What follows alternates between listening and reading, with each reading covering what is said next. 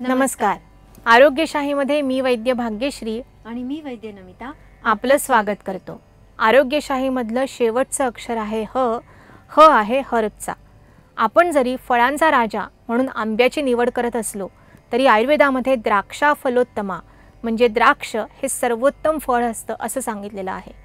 ताजी द्राक्ष सीझनल म्हणजे फक्त 3-4 महिनेच मिळतात, पण त्यापासून बनवलेल्या मनुका मात्र वर्षभर अवेलेबल असतात.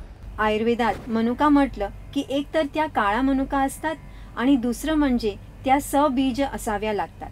सीडलेस मनुका औषधात वापरल्या जात नाही.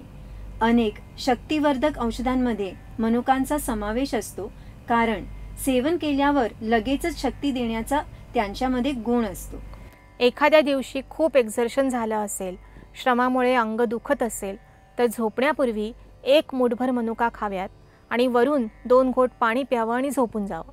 सकाळी उठल्यावरती श्रमपरिहार झाल्याचा जाणवतो. तोंडाला चव आणण्यासाठीही मनुका श्रेष्ठ असतात.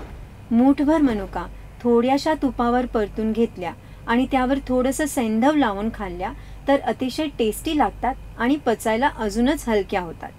त्यामुळे पचतील तितक्या म्हणजे साधारण 1 ते 1.5 मूठभर मनुका रोज खाल्ल्या तर काही दिवसातच सप्तधातूंचं पोषण होऊ लागतं आणि शरीर शक्तीत सुधारणा होते.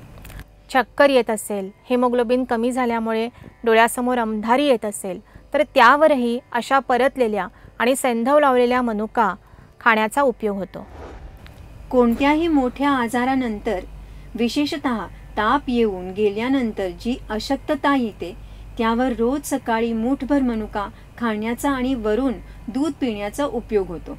यामुळे शक्ती तर वाढतेच, पण भूक सुधारते, पोट साफ होऊ लागतं आणि तापाचा अवशेष शरीरात शिल्लक राहत नाही. मनुका चक्षुष्य म्हणजे डोळ्यांसाठी हितकर असतात असंही आयुर्वेदामध्ये सांगितलेलं आहे. त्यामुळे नित्य जागरण केल्यामुळे ज्यांचे डोळे लाल होतात, जळजळतात किंवा सतत ब्राईट स्क्रीनचा वापर केल्याने ज्यांचे डोळे थकतात, दुखतात, त्यांच्यासाठी सुद्धा मनुका हे उत्तम औषध असतं. मघाशी सांगितल्याप्रमाणे तुपावर परतलेल्या मूठभर मनुका त्यावर सैंधव लावून खाण्याने आणि नियमित पादाभ्यंग करण्याने लवकरच डोळ्यांमधली उष्णता कमी होते. अशाच गुणकारी वनस्पतींची माहिती करून घेण्यासाठी पाहत रहा आरोग्यशाही लोकशाही मराठीवर.